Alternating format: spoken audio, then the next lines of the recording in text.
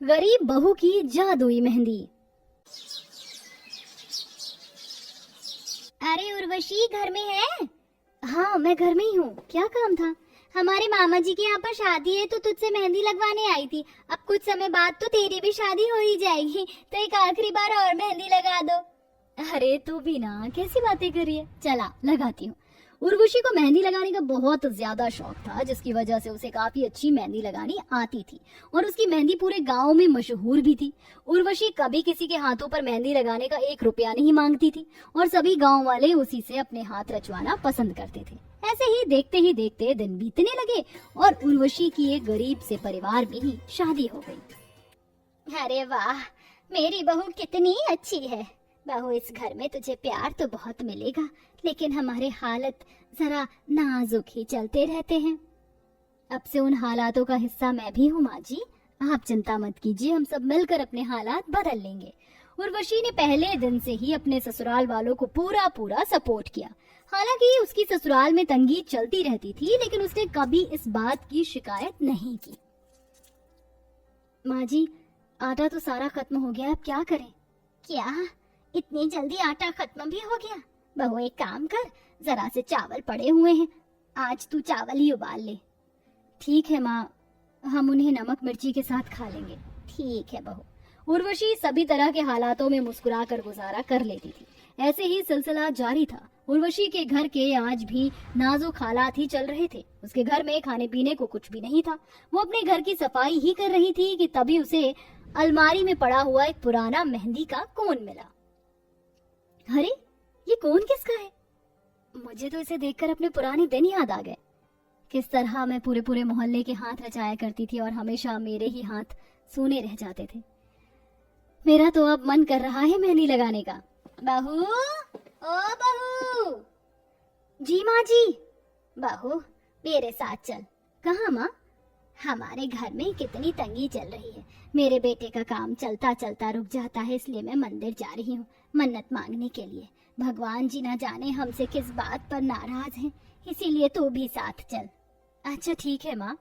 उर्वशी ने उस मेहंदी के कोन को अपनी साड़ी में ही अटका लिया और वो मंदिर चली गई। अभी दोनों सास बहू मंदिर में मन्नत मांगकर अपने घर को आ ही रही थीं कि तभी उर्वशी को मंदिर की सीढ़ियों पर रोती हुई एक लड़की दिखाई दी। अरे ये कौन है? माँ चलो इस बेचारी के पास चलते हैं। नहीं बहू, तू बस अपनी राह चल, ऐसे किसी पर ध्यान मत दे। माँ न जाने ये कम सी उम्र की लड़की क्यों रो रही है। हमें भगवान के दर पर किसी को परेशान नहीं छोड़ना चाहिए। उर्वशी ने गंगा को समझाया और फिर दोनों सास बहू उस रोती हुई लड़की के पास चली गई। सुनो, तुम कौन हो और ऐसे रो क्यों रही हो? हाँ, आप कौन हैं? दीदी, क्या आप मेरी मदद कर सकती हैं? मेरी कल शादी है और जानती हैं आज मेरी मेहंदी की रस्म थी, लेकिन मेरे माँ बाबा के पास पैसे नहीं है जो वो मेरे हाथ पीले करवा सके। हर लड़की की एक इच्छा होती है कि उसकी शादी अच्छे से हो। मेरी बारात वगैरह का सारा खर्च तो मेरे ससुराल वाले उठा रहे हैं, लेकिन मैं नहीं चाहती हूँ कि मेरे बाबा को मेरे हाथ पीले ना करवा पाने की वजह से ताने सुनने पड़े और मेरी बारात भी वापस लौट जाए। बस इतनी सी बात। जानती हो तुम मदद के लिए एकदम सही जगह आई हो लड़की। देखो भगवान जी ने मुझे तुम्हारे लिए भेज दिया। मेरे पास मेहंदी है और मैं तुम्हारे हाथ में मेहंदी लगा देती हूँ। बहू, तुझ पर मेहंदी कहाँ से आई? माँ, मुझे सफाई करते वक्त ये मेहंदी मिली थी। गंगा अपनी बहू की मेहंदी की कला के बारे में नहीं जानती थी। उर्वशी ने जो कोन अपनी साड़ी में खोसा हुआ था उसने उसे निकाल लिया और उस लड़की के हाथों पर वो उसी से मेहंदी लगाने लगी। उर्वशी बहुत तेज और बहुत ही अच्छे डिजाइन लगा रही थी, जिसे देखकर गंगा हैरान रह गई। बहू क्या बात है, तू तो बड़ी अच्छी मेहंदी लगाती है। माँ जी, आप जानती हैं शादी के पहले मुझे मेहंदी लगाने का बहुत शौक था। सारे गांव में मेरी मेहंदी की कला मशहूर थी। लो लड़की, ये हो गया। अब बताओ, हो गई ना तुम्हारी टेंशन दूर? शुक्रिया दीदी, मैं आपका यह एहसान कभी नहीं भूलूंगी। शिवानी खुश होते हुए उस मंदिर से चली आई, लेकिन उर्वशी भी वहाँ से लौट ही रही थी कि तभी एक जादू हुआ। अचानक ही दोनों सास बहू के आगे माँ दुर्गा के आकार की एक चमकदार रोशनी आई जो उनसे बोली, उर्वशी, आज जो तुमने किया उसे देखकर तो मैं प्रसन्न ही हो गई। तुमने एक लड़की की निस्वार्थ मदद की, जबकि तुम खुद मदद की गुहार लगाए मेरे दर पर आई थी। ये देखकर मुझे बहुत अच्छा लगा और मैं तुम्हें भी कुछ देना चाहती हूँ। माँ दुर्गा ने ऐसा बोला ही था कि तभी उर्वशी के हाथों में पकड़ा हुआ कोन हवा में उड़ने लगा और चमकने लगा। मैं तुम्हारी मेहंदी के इस कोन को आशीर्वाद देती हूँ। चाहे तुम इसकी मेहंदी को कितना ही इस्तेमाल क्यों ना करो, ये कभी खत्म नहीं होगी और तुम इससे जिस किसी के भी मेहंदी लगाओगी उसकी मुश्किलें हल होंगी, जिसका इनाम तुम्हें भी मिलेगा।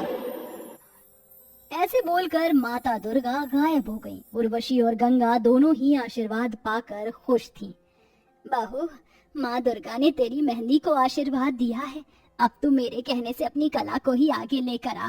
हो सकता है हमारी किस्मत इसी से चमक जाए। क्या सच में माँ जी? हाँ बहू, तू घर में ही अपना मेहंदी लगाने का कारोबार शुरू कर। मैं तेरे साथ हूँ। ज्यादा नहीं तो लोगों के पार्लर से आधे दाम में हाथ रचाना।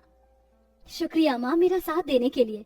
उर्वशी ने अपने घर जाते ही बाहर एक बोर्ड लिखकर टांग दिया। उसे देखकर उर्वशी के घर में कुछ लोग भी आए। अरे गंगा, तेरी बहू मेहंदी लगाने लगी है। अरे आप? जी हाँ, आइए आइए। नहीं नहीं, मैं नहीं आ रही, वो मेरी बेटी को मेहंदी लगवानी थी। बेटी को? अच्छा ठीक है, तो आप अपनी बेटी को भेज दीजिए, मेरी बहू लगा देगी। उस औरत की बेटी अंदर उर्वशी से मेहंदी लगवाने आ गई। उस लड़की की शक्ल पर दाने थे, लेकिन मेहंदी लगवाते ही जादू से उसके सारे दाने साफ हो गए।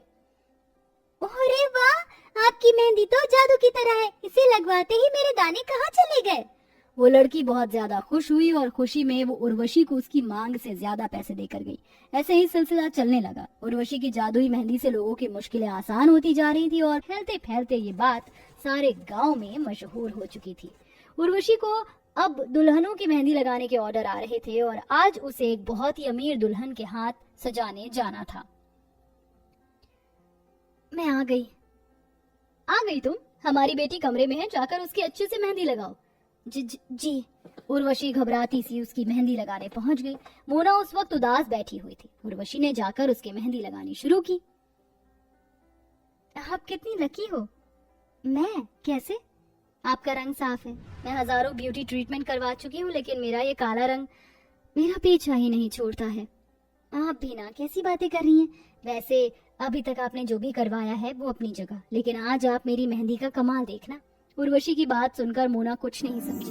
कुछ देर में जब मेहंदी पूरी हो गई तब मोना ने अपनी तरफ को देखा।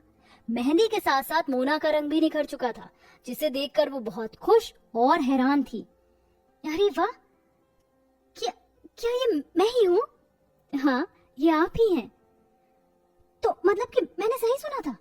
आपकी मेहंदी तो वाकई जादुई है। अरे वाह, मैं बहुत खुश हूँ। आप इस चीज का मैं आपको इनाम दिलवाऊंगी। मोना बहुत खुश हुई और खुश होकर उसने उर्वशी को बहुत सारे पैसे दिए। मोना के घरवाले भी उर्वशी की इस जादुई मेहंदी से बहुत ज्यादा खुश हुए थे।